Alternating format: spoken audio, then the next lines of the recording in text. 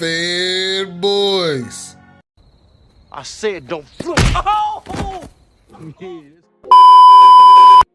Morning is the Fever go to 3-0 without Caitlin Clark. It's funny how the WNBA does this. You'll never see the WNBA. 3 wins, 0 Caitlin Clark, and a locker room speech that lit the internet on fire. Sunday night in Indianapolis. The Fever just knocked off the defending champions, the Las Vegas Aces, by 16 points. No Caitlin Clark on the floor. Back injury, second straight game out. And somehow, Indiana didn't just survive, they dominated. The Minnesota Lynx are the best team without Nafisa Collier, or any of the fans talking about it. But this isn't a story about a win. This is a story about 11 words. Because minutes after that final buzzer, head coach Stephanie White walked into that locker room, gathered her players, and said something that split the entire WNBA fanbase down the middle in real time. "We did a lot of great things," White told her team. "I'm sure this has to be a season low, 7 turnovers. The fans talking about it. Another thing we're going to get into is Stephanie White running into the locker room after a win and throwing shade at Caitlin Clark. We did a lot of great 7 turnovers. A season low. For a team that had been hemorrhaging the ball all year long, the second worst turnover rate in the entire league. On paper, it's just a coach praising discipline. Taking care of the basketball. Fundamentals 101. But here's what turned this into a 5-alarm fire across social media within the hour. Caitlin Clark leads the WNBA in turnovers per game. Every single broadcast this season has hammered that stat. Every highlight package. Every ESPN panel. And the one night she isn't on the floor is the night her own coach stands up and celebrates the absence of exactly the mistake Clark has been criticized for all year. Coincidence? Fans didn't think so. Within minutes, the replies came flooding in. "That is straight up CC shade," one fan wrote. Another, "Stephanie White is my kind of shady." A third didn't hold back at all. It is beyond clear that Steph White does not want Caitlin on her team. And just like that, a basketball win turned into a referendum on the most talked about relationship in professional sports. A rookie phenomenon who rewrote the WNBA's financial future, and the coach some fans now believe is quietly building a system designed to work better without her. Because this isn't the first time this exact question has been asked. Not the first blowout win without Clark. Not the first post-game breakdown praising ball movement, spacing, playing in rhythm, coded language, some fans argue, for playing without the one player whose usage rate dominates every possession she's on the floor for. Robin Lundberg, a WNBA analyst who covers the Fever closely, put it more bluntly on his podcast this week. He suggested White's meticulous, possession-obsessed coaching style might genuinely create more friction with Clark's freewheeling game than with anyone else on the roster. Indiana is now 3-0 in games Clark has missed this season. Last year, they were 1 overtime period away from the finals without her. The numbers are undeniable. The question nobody in that Indianapolis locker room wants to answer out loud is the one every fan on timeline is now screaming. If the Fever keep winning bigger without their franchise superstar, what exactly does that mean for Caitlin Clark's future in Indiana? And what Stephanie White does the next time Clark walks back onto that court might tell us everything. Rewind 2 weeks. Because this fire didn't start Sunday night. It started the moment Caitlin Clark went down. It was a back-to-back nightmare stretch that nobody in Indiana saw coming. First, a physical, chippy battle against the Phoenix Mercury. The same game where Alyssa Thomas caught Clark across the neck, an incident violent enough to draw a 1-game suspension. Clark stayed in that fight. She always does. But days later, an awkward landing on a 3-point attempt re-aggravated the back injury she'd been quietly managing all season. And just like that, the face of the league was on the bench. No timetable. No certainty. Just silence from the training staff and a fan base holding its breath. Here's what should have happened next. According to every unwritten rule of sports storytelling, the Fever struggle. The offense sputters.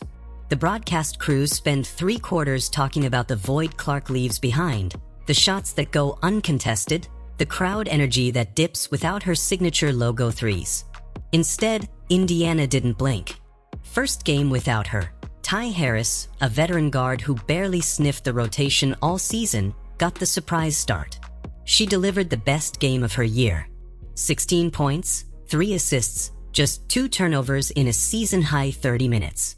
Indiana blew the doors off the Los Angeles Sparks, 111-87. Stephanie White couldn't stop praising her afterward. Confidence. Trust. The kind of post-game glow usually reserved for a franchise cornerstone, not a rotation piece stepping into an emergency. Second game without Clark, the Aces. The defending champions. The team that has now lost to Indiana without Caitlin Clark on the floor even once needing her. Kelsey Mitchell exploded for 27 points. Aaliyah Boston bullied the paint for 18 and 10.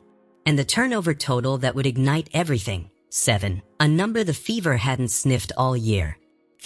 That's the record now, in games Clark has missed this season alone. And it's not just this year. Last season, Indiana came within a single overtime period of reaching the WNBA Finals. Again, without her. Add it up, and you get a number too big for social media to ignore. A team quietly discovering it might have a different ceiling than anyone assumed, playing a different style than the one built around its biggest star. That's the tension simmering under every headline this week. Not, is Caitlin Clark good? Everyone already knows the answer to that. The real question, the one nobody in the Fever organization wants to say into a microphone, is whether Stephanie White's system and Caitlin Clark's game are actually built for each other at all. Because here's the part that should stop you cold. This exact debate flared up once before the season, after a brutal loss to the Atlanta Dream. Clark picked up her 5th foul, sat for a stretch, and the Fever went on a run right in front of everyone's eyes, tying the game without her. White praised the defense, praised the ball movement, and Robin Lundberg, watching closely, publicly called her out for not challenging one of Clark's fouls to keep her on the floor. It didn't matter that night. Indiana lost anyway, but it planted the seed. And Sunday night, that seed turned into a full-blown firestorm, one that's about to get a lot louder, because Caitlin Clark has now heard exactly what's being said about her. Caitlin Clark has heard it. All of it. And for the first time in this entire saga, the story isn't just about what a coach said in a locker room. It's about how the WNBA's biggest star is choosing to respond to a media narrative that's been building around her all season long. Because this isn't just fans firing off hot takes in the replies anymore. This is a documented pattern. Every time Clark sits, cameras find a reason to frame the story as addition by subtraction. Every time she plays, the broadcast returns to the turnover column like a scoreboard of her flaws. Clark has noticed. She's spoken publicly about how frustrating it is to watch a false narrative take shape around her and her teammates. The idea that the Fever are somehow more complete without the very player who rewrote attendance records at nearly every arena she stepped into this year. Think about what that actually means for a 24-year-old walking back into that same locker room next week. Every teammate in that room just heard their coach praise a stat line built in her absence. Every reporter in that building is going to ask her about it the second she laces up again. There is no version of Caitlin Clark's return where this question doesn't follow her onto the court. And this is where the story stops being about one coach's word choice and starts being about something much bigger, the entire architecture of how women's basketball gets covered in this country. Look at the framing double standard fans keep pointing to. When a team loses an MVP caliber player in the NBA to injury, the story is always about survival, about scrambling, about a gap nobody can truly fill. Nobody runs a headline calling the Lakers a better team the moment LeBron sits. But flip over to this Fever storyline, and suddenly a 3-game win streak without the most talked about rookie in a generation becomes a referendum on whether she was ever the right fit to begin with. It's the same conversation that flared up around the Minnesota Lynx and Nafisa Collier earlier this year, and the same one simmering anytime a superstar's absence gets treated less like a loss and more like a lucky break for everybody else in the building. Fans see it. They're exhausted by it. And now they're watching it happen in real time to the player who arguably built this entire audience from scratch. So here's where it gets uncomfortable for Indiana. Stephanie White has a decision to make that no amount of post-game diplomacy can quietly walk back. Does she adjust her offense to better fit her franchise cornerstone when Clark returns? Or does she keep running the exact sets that just produced the best turnover numbers of the Fever season? Because whichever way she goes, everybody's watching now. The fans who think she's been shading Clark all along. The analysts openly questioning whether her coaching philosophy and Clark's game were ever truly compatible. And Clark herself, who has to walk back into that gym knowing exactly what was said while she was on the sideline. 3 wins, 0 Clark. 1 locker room speech that won't stop echoing. And in a matter of days, Caitlin Clark is expected back on that court, which means Stephanie White is about to find out exactly how loud this narrative gets when the player everyone's been talking about is finally standing right in front of her again. Here's the twist nobody saw coming when the story started as a simple box score. Because the loudest voice in this entire firestorm hasn't actually been Stephanie White. It hasn't been the fans in the replies. It's been the silence. Caitlin Clark still hasn't said a single public word about the turnover comment. Not a subtweet. Not a post-game quote. Nothing. And if you followed her career from Iowa through the Final Four runs, through draft night, through a rookie season that broke merchandise records and attendance numbers across an entire league, you know that silence from Clark is never really silence. It's calculation. She's shown it before, turning down guaranteed money from other leagues, staying loyal to a franchise and a coach even when the noise around her gets deafening. That kind of restraint doesn't happen by accident. So maybe the real question isn't whether Stephanie White meant something by season-low 7 turnovers. Maybe the real question is what Caitlin Clark decides to do with it.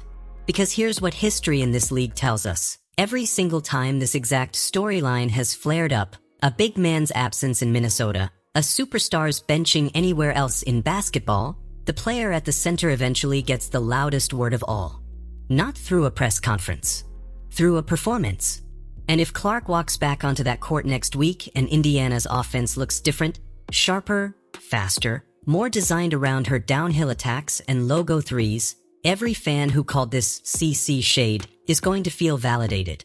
But if the Fever simply fold her back into the exact same read and react system that just produced a season-low turnover night, this conversation doesn't die down. It gets louder. Every possession becomes evidence for one side or the other. That's the trap Stephanie White built for herself, whether she meant to or not. A locker room speech that was supposed to be a 2-minute footnote about ball security has turned into the most scrutinized coaching decision of her season, because in this league, right now, there is no such thing as a neutral sentence when Caitlin Clark's name is anywhere nearby. The turnovers weren't really the story. The turnovers were never going to be the story. The story is what they represent. A superstar who changed the economics of an entire sport, and a league still figuring out in real time how to talk about her and about the games she doesn't play in without it turning into a referendum on her every single time. 3 wins, 0 Clark. 1 sentence that won't stop echoing through Indianapolis.